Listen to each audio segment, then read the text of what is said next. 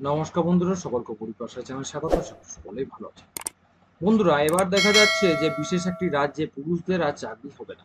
শিক্ষক নিয়োগে 50% নারী কোটার বিরুদ্ধে তীব্র প্রতিবাদ শুরু করেছে সেই ব্যাপারে আজকে সেই গুরুত্বপূর্ণ বিষয়টি নিয়ে আলোচনা করতে চলেছি। তাই সকলকে বলবো ভিডিওটি প্রথম থেকে শেষ পর্যন্ত অবশ্যই দেখবেন এবং বিস্তারিত জানবেন। শিক্ষক নিয়োগে মহিলা চাকরি প্রার্থীদের জন্য 50% শূন্যপদ সংরক্ষিত রেখেছে রাজস্থান সরকার। এই সিদ্ধান্তের বিরুদ্ধে আন্দোলনে নামলেন বেকার চাকরি প্রার্থীরা।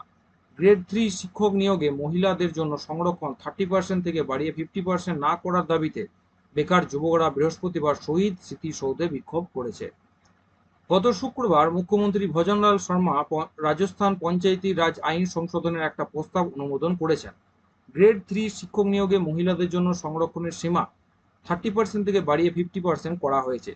বিধানসভা নির্বাচনের আগে বিজেপি তাদের ইস্তাহারে এই কোটা বাড়ানোর প্রতিশ্রুতি দিয়েছিল। রাজস্থান যুব শক্তি একত্রিত মহাসংঘের সভাপতি মনোজ মিনা বলেন, সিদ্ধান্তটি পুরুষ বিরোধী। সরকার এটা প্রত্যাহার না করলে আমরা এর তীব্র প্রতিবাদ করব। রাজস্থানে গ্রেড 3 শিক্ষক নিয়োগে মহিলাদের ইতিমধ্যে 30% সংরক্ষণ দেওয়া হচ্ছে। সরকার অপ্রয়োজনীয়ভাবে তা বাড়িয়ে 50% করেছে। এতে পুরুষ প্রার্থীদের নির্বাচনের সম্ভাবনা কমে যায়। বিক্ষোভকারীরা বলেছিলেন যে এই জাতীয় সংরক্ষণগুলিকে অন্য ক্ষেত্রে চালু করার আগে প্রথমে রাজ্য মন্ত্রিসভায় প্রয়োগ করা উচিত।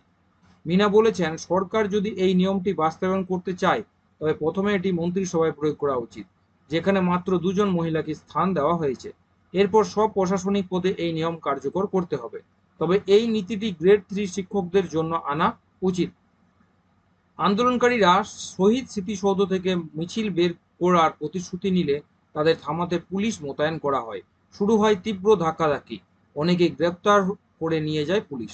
সুতরাং বোঝাই যাচ্ছে হঠাৎ করে 30% যেখানে সংরক্ষণ ছিল সেখানে 50% করাতে রাজস্থানে কিন্তু এক বিশাল প্রতিবাদী মিছিলের সৃষ্টি করেছে। এবং এই ধরনের সংরক্ষণ কতটা যুক্তিযুক্ত বলে আপনারা মনে করেন তা কিন্তু অবশ্যই কমেন্ট সেকশনে জানাবেন এবং আপনাদের চিন্তা ভাবনা সেখানে প্রকাশ করবেন।